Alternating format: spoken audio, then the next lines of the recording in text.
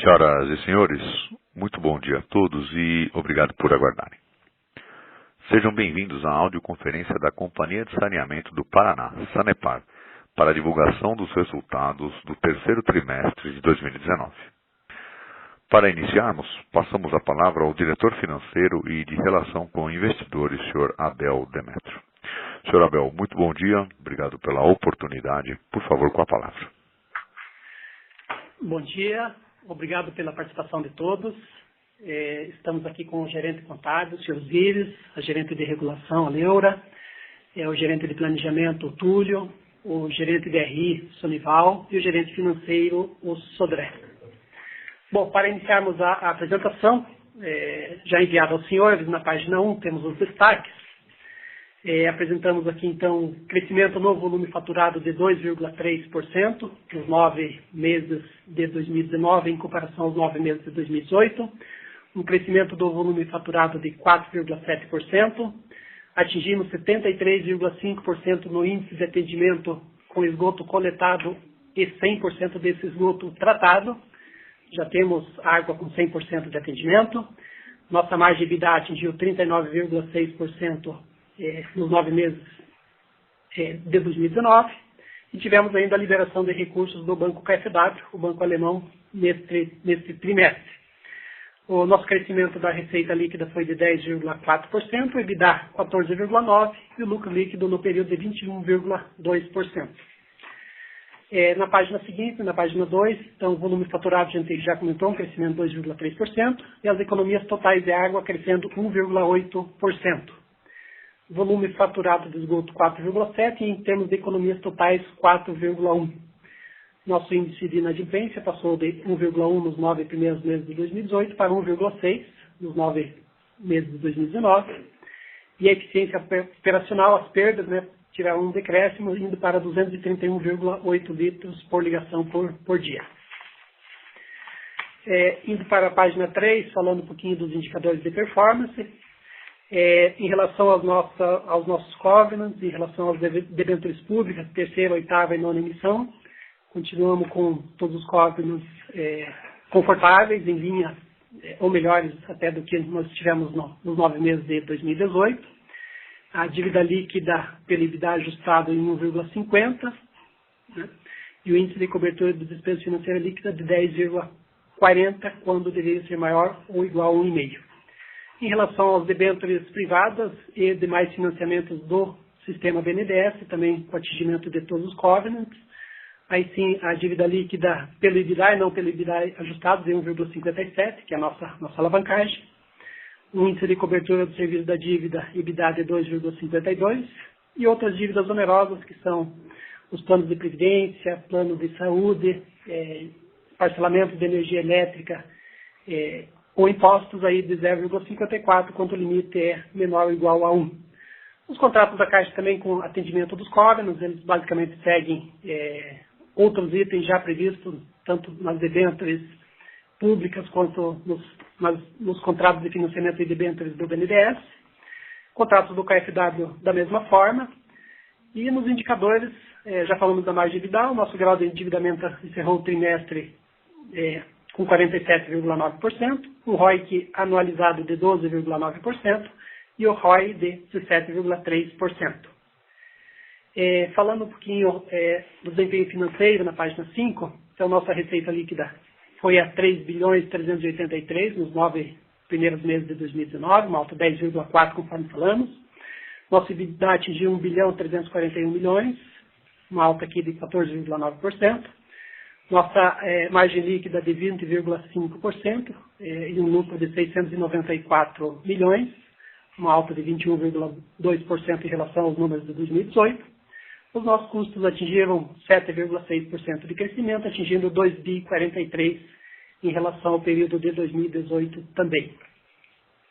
Geramos caixa na página 6 de 1,56 milhões. Temos dívidas de curto prazo de 363 milhões, um endividamento total de 3.111, um endividamento líquido de 2.854, que representa uma alavancagem de 1,6 vezes, em linha com 1,5 vezes ao final de 2018. Nosso custo médio ponderado da dívida caiu de 9,2 para 8,8 nesse trimestre fim de 30 de setembro.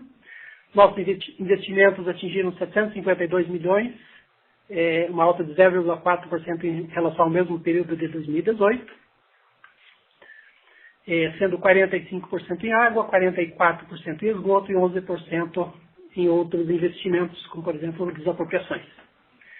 Na página 7, os resultados só do trimestre, então a receita líquida no TRI contra o TRI de 2018 cresceu 13,4%, atingimos os nossos custos, né, total de custos e despesas cresceu 0,4%, e o EBITDA atingiu 485.783.000 reais no período. Na página seguinte, em relação aos resultados acumulados até setembro de 2019, então nossa receita líquida crescendo 10,4%, pessoal crescendo 4,6%, PPR, né, que é basicamente em função dos resultados, 19% de queda, materiais, um crescimento de 28,2%, aqui um impacto mais forte da questão dos materiais de tratamento, materiais de laboratório, alguns materiais de manutenção eletromecânica que trouxeram esse impacto. Energia elétrica crescendo 15,1%, né? Energia pelo fim do desconto, né, de 15%, do fim não, da redução do desconto de 15% para 12% neste ano. Ano passado tivemos um reajuste de 15,99%. E esse ano também tivemos um reajuste de 3,41%, além das bandeiras, né, amarela ou vermelha, conforme a ocasião. Serviços de terceiros crescendo 1,4%, gerais e tributários aqui uma queda de 16%, provisões cíveis, trabalhistas e ambientais crescendo aqui 589%, que principalmente em relação às trabalhistas, algumas provisões trabalhistas, já destacadas em trimestres anteriores, provisões para o plano de saúde e previdência, uma queda de 30,3%, despesas e receitas financeiras, uma queda de 14,5%, outros custos e despesas, um crescimento de 37,5%, aqui principalmente em função do pagamento dos lotamentos de Maringá. Então, o total de custos e despesas, um crescimento de 7,6%. Na página seguinte, página 9, temos a questão do EBITDA ajustado. Nós temos o EBITDA no período de 1.340, fazendo os ajustes aos itens não gerenciáveis, né, de energia elétrica, de material de tratamento, taxas e encargos. Nosso EBITDA seria, em função desses ajustes, de 42,5%. Na página 10, um comparativo do terceiro TRI de 18 com o terceiro TRI de 19, só para comparar o EBITDA recorrente, né, desses períodos. Então, nós teríamos um EBITDA no terceiro TRI de 18 de 34,2% e um EBITDA no terceiro TRI de 19 de 41%. Em relação aos 9 primeiros meses, 2018 seria de 38,1% e nos 9 meses de 2019, 39,6%. Tivemos menos eventos não recorrentes neste período em relação ao ocorrido no ano de 2018. Na página seguinte, na página 11, falar um pouquinho do balanço patrimonial. Nossa dívida líquida teve um crescimento de 14,7%. Aqui teve uma queda das disponibilidades, um aumento aqui de empréstimos e financiamentos. E o nosso capital de giro operacional fechou em 299.299.000. Em relação às provisões, né, tivemos um aumento de 18,4% no período, planos de aposentadoria e assistência 4,8%, ativos de contratos, que são as obras em andamento, de 24,1%, e outros ativos e passivos de 28,1%. O nosso capital, o giro do nosso capital de giro operacional ficou em 19 dias, o que é favorável. Em relação ao fluxo de caixa, nossas atividades operacionais geraram 1 bilhão e 55 milhões. Tivemos nas atividades de investimento um montante investido, como já falamos, de 752 milhões. E nas atividades de financiamento, 372 milhões. Tomamos 566 milhões de empréstimos, pagamos dividendos, financiamentos, enfim, tivemos uma redução aqui no fluxo de caixa de 69.149.000, passando de 326.624.000 para 257.475.000. Em relação à questão da abstenção de opinião pelo auditor independente, a companhia, em 23 de agosto, elegeu membros independentes para fazer o acompanhamento, através que são os membros independentes externos, para fazer o acompanhamento da operação rádio para estabelecer os desdobramentos. A partir de sua nomeação, a Comissão Externa de Investigação já está revisando os trabalhos desenvolvidos, né, e toda a documentação, tanto da auditoria interna, tudo que foi lhes passado, e já estão no objetivo aí da gente executar trabalhos forenses, o que deverá ocorrer brevemente, no sentido de que a gente tenha um quarto trimestre, o fechamento do ano, com uma modificação de opinião pelos auditores. Basicamente é isso. Passamos então para as perguntas e respostas. Muito bem. Senhores convidados, faremos então uma sessão de perguntas e respostas. Para fazer a sua pergunta, por favor, asterisco 9 no seu telefone.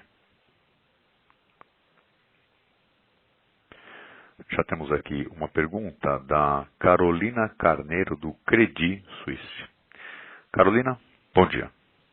Bom dia a todos. Eu tenho duas perguntas. A primeira é em relação às possíveis discussões para a antecipação do diferimento da revisão tarifária de vocês, uma vez que já foi passado, enfim, a discussão sobre a tarifa, o reajuste desse ano, e durante o discurso que foi feito por um dos ministros do TCE, esse fato do custo do diferimento para a sociedade foi até mencionado. Eu queria saber se vocês tiveram alguma conversa posterior com os membros do próprio comitê e do TCE que estavam analisando os impactos da tarifa sobre isso, e com o regulador sobre um possível estudo e até um calendário para que esse processo seja analisado.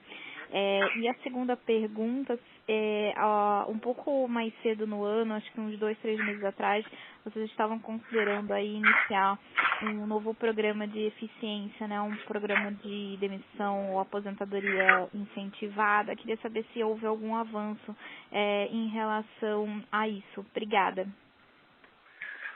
Tá, nós que agradecemos pelas perguntas. Vou começar pela última. Bom, nós tivemos então a questão da reforma previdenciária sendo promulgada lá pelo Congresso. Nós pretendemos seguir com esse plano no ano de 2020, mas até em função da demora da gente conseguir o reajuste tarifário em sua integralidade e a questão de liquidez da companhia, a gente achou prudente, nesse ano de 2019, não seguir com o programa nesse ano, mas sim está previsto para que no ano que vem a gente retome essa discussão, daí num ambiente já mais, vamos dizer assim, definido, né, tanto em relação à legislação quanto à questão do próprio planejamento nosso, né, porque o planejamento era, no plano de negócios, um PAI em PDB no início de 2019, lá por maio, junho, e acabou atrasando, então, também para não frustrar as expectativas do nosso orçamento, a gente preferiu, né, postergá-lo para o ano 2020. Em relação à questão do diferimento, que ainda faltam 5 parcelas, esse é um tema que a companhia não vinha discutindo até que o Tribunal de Contas suspendesse ou revogasse a liminar que suspendeu parte do reajuste. Tivemos discussões com o Tribunal de Contas sobre os impactos efetivamente que o diferimento traz às tarifas, né, e todo o esforço que a companhia faz no sentido de redução de custos, isso acaba sendo... não aparece para a sociedade, porque a gente já parte de um diferimento, isso realmente é um problema. Tivemos alguns contatos com a GEPAR, mas entendemos que a GEPAR esse ano acreditamos que a GEPAR não vai fazer esse tipo de movimento, até porque agora que a gente está conseguindo recompor a tarifa nos 3,76% restantes, além daquilo que ficou da data base, né, que é do 17 de maio até a data da publicação da suspensão da cautelar pelo Tribunal de Contas, que se deu agora no dia 7 de novembro. E sabemos, né, de antemão, que a GEPAR está contratando lá uma consultoria para que esse tipo de assunto venha a ser discutido no ano que vem, provavelmente por ocasião com audiência pública, com consulta pública, mas isso deve ocorrer apenas em 2020. Tá certo, muito obrigada.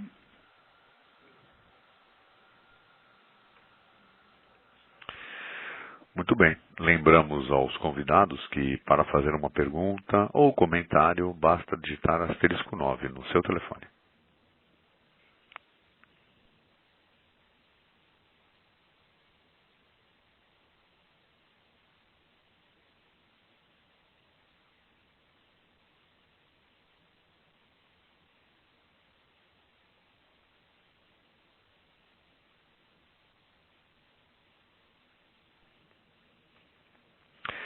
Próxima pergunta do Gabriel Francisco da XP Investimentos. Gabriel, bom dia. Bom dia, muito obrigado. Queria que se vocês pudessem comentar brevemente sobre uma certa elevação da demanda, foi um pouco acima do que o esperado, né? Assim, se é realmente por fatores climáticos, se houve uma aceleração no número de conexões em algum eventual município, está superando um pouco a demanda e também a trajetória que a companhia vinha desempenhando. Muito obrigado.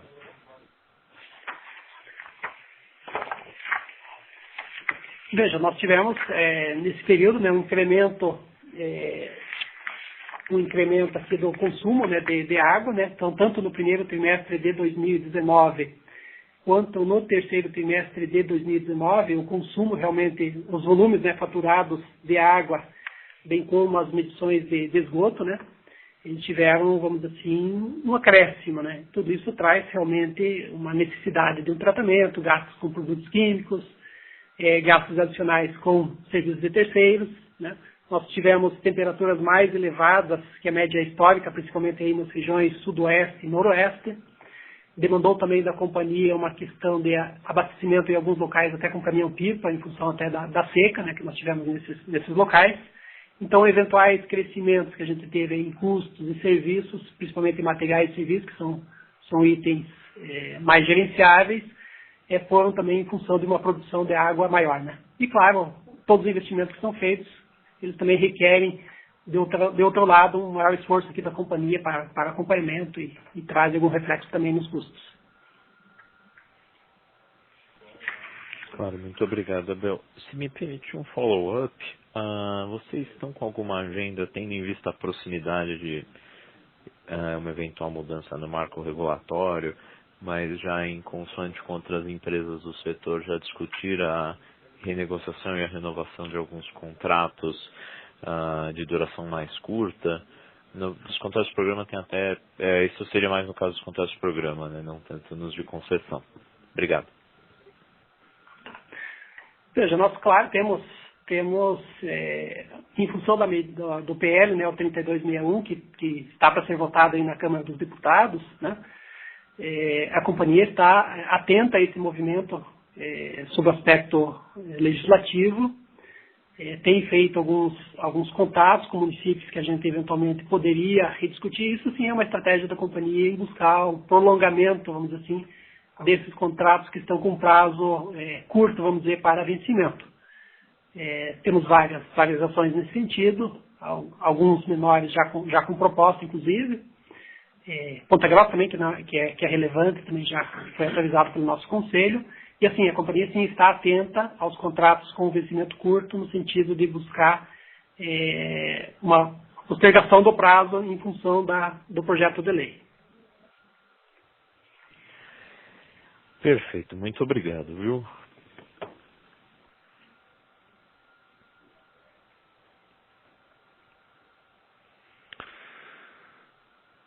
Muito bem.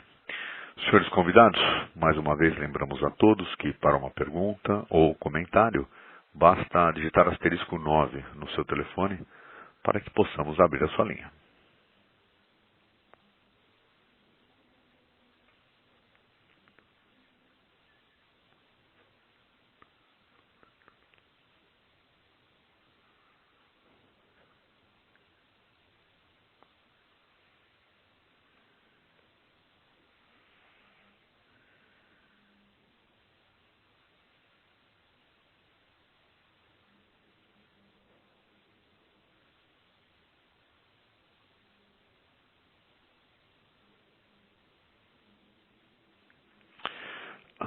Próxima pergunta do Rodrigo Fernandes, do Banco Votorantim.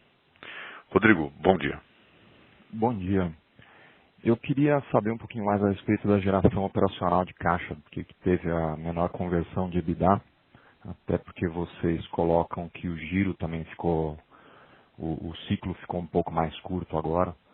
Aí eu queria saber se é um ritmo agora mais normal, se ele tende a voltar para algum determinado patamar, enfim, um pouquinho mais de detalhe. Obrigado.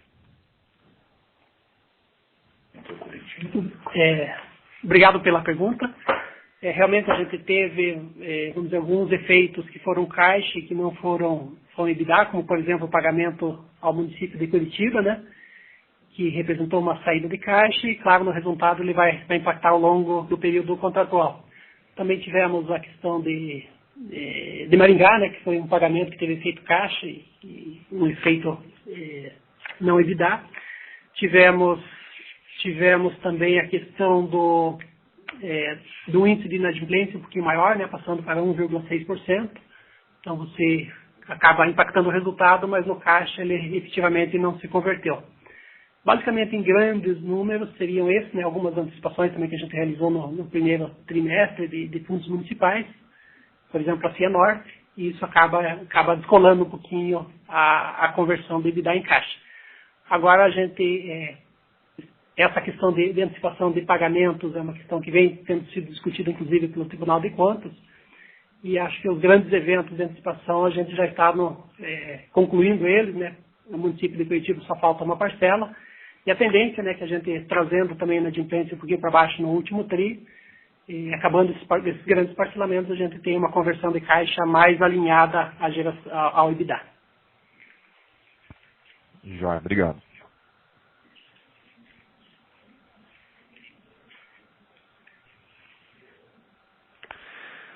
Muito bem.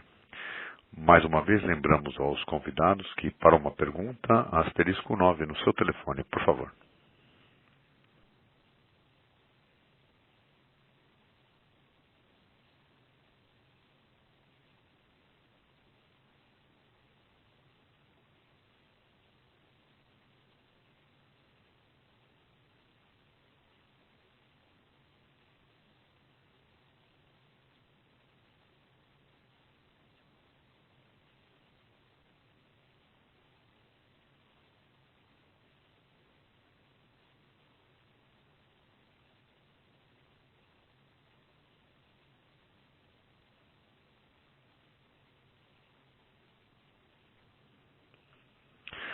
Senhores, alguma dúvida ou algum comentário sobre os números apresentados?